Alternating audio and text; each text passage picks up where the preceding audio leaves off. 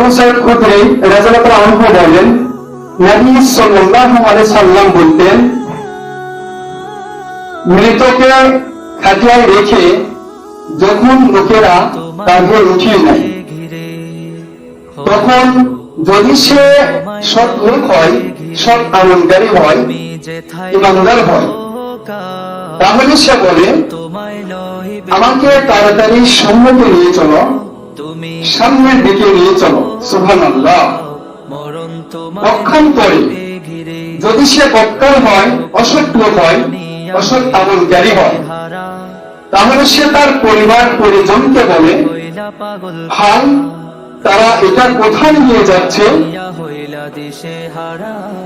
মানুষ ব্যতীত তার সে কান্নার আওয়াজ, তার সে চিৎকার, সকল বস্তুই শুনতে পায়।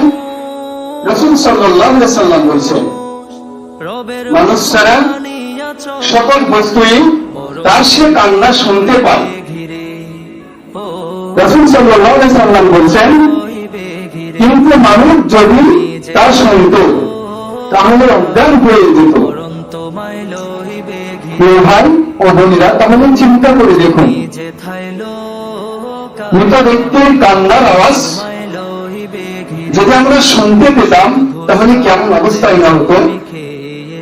সুতরাং এখনো সময় আছে, হে প্রিয় ভাই ও বোনেরা, সতর্ক সাবধান হয়ে যান।